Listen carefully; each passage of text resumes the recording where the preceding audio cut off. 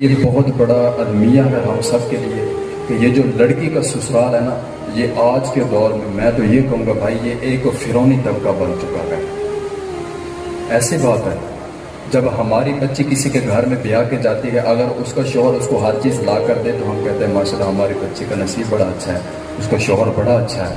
وہ ہر چیز لا کے ہماری بچی کو دیتا ہے، ہماری بچی بڑی خوش ہے۔ جب ہماری گھر میں جب کسی اور کی بیٹی چل کر آتی ہے، جب وہ اپنا گھر بار، اپنے بہن بھائی، اپنی سہیلیاں، اپنا محلہ، ہر چیز چھوڑ کر ہمارے گھر میں آئے، اگر ہم میں سے کوئی اپنی بیوی کو ایسی چیزیں دینے لگے تو ہم کہتے ہیں لو جی اے بڑی تھلے لگ گیا، ہاں جی اے رن مرید ہو گیا جی۔ ایسی تو بات نہیں ہے۔ اگر ہماری بچی کے ساتھ کوئی اچھا سلوک رکھے تو ہماری بچی کے جناب نصیب اچھے ہیں، اگر کسی کے بچے کے ساتھ ہمارا بچہ سلوک اچھا رکھے تو ہم کہتے ہیں یہ رن مرید ہو گیا۔ اور پھر یہ بھی طریقے سے یہ نہیں ہے کہ جناب پھر سارے جناب آپ گھس جائیں کہ بس پھر بیوی نظر آئے ماں باپ تو پھر جہاں سے ادھر ہی جائیں، نہیں، ہر چیز کا ایک مقام ہے،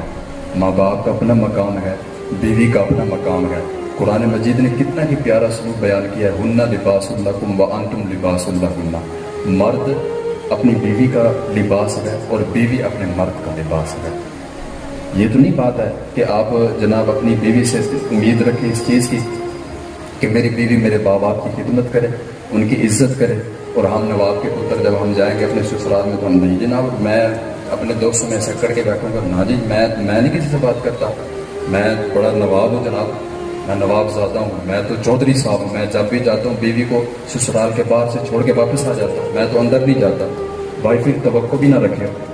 اگر آپ اپنی بیوی کے ماں باپ کی عزت نہیں کرتے تو پھر اس نے آپ کے ماں باپ کی بھی عزت نہیں رکھنی۔ تو ہے نا ایک جملہ ہے وہ انگلش کا ٹٹ فار ٹیٹ، جیسے کرو گے ویسے آپ کے ساتھ ہوگا۔ تو اگر آپ اپنے ساس سسر کی عزت کرو گے تو آپ کی بیوی کے بھی دل میں عزت آئے گی، وہ بھی ان کا ادب احترام کرے گی، تو دونوں حساب برابر ہونے چاہیے۔ یہ نہیں کہ اپنی باری آئی تو جناب معاملہ سخت رکھ لیا، جب اپنی بچی کسی اور کے گھر میں جائے وہاں پر آپ معاملہ نرم کریں، نہ سنت کے مطابق کام کریں، اور اپنی بیوی کے ساتھ محبت کے ساتھ پیش آئیں، بڑی ہی محبت کے ساتھ پیش آئیں۔ یہ حدیثیں نہیں سنتے آپ تمام احباب کہ حضور پاک علیہ الصلوۃ والسلام اپنی بیوی سے کتنا محبت فرماتے تھے، ام المومنین سے کتنا محبت ہوتی تھی۔ ایک حدیث ملتی ہے، مختصر صاحب کو خلاصہ بتاتا چلو کہ حضور پاک علیہ الصلوۃ والسلام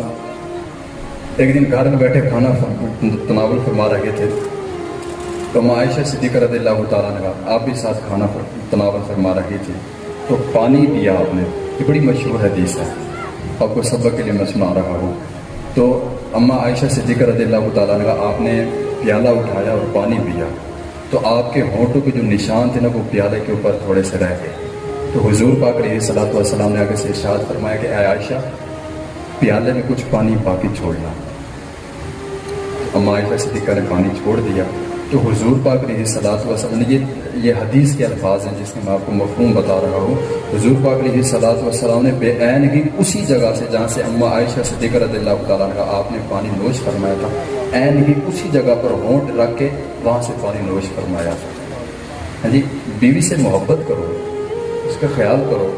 لیکن ایک لیول، ایک دائرے میں رہ کے، ایک حساب میں رہ کے اپنی بیوی سے محبت کرے اور اپنے ماں باپ کا بھی خیال کرے۔ یہ نہیں کہ بس اگر علامہ صاحب نے یہاں پر بیٹھ کے بات کیا کہ بیوی سے محبت کرنی ہے تو پھر ساری بیوی سے محبت اور ماں باپ کو بھول جانا۔ ماں باپ سے بھی محبت، بیوی سے بھی محبت، جیسے جس کا مقام ہے اسی مقام کے مطابق اس کو اپنے پاس رکھیں۔ ماں باپ کا مقام اپنا ہے اور بیوی کا مقام اپنا ہے۔ مصطفى مصطفى منبع الصفا سيد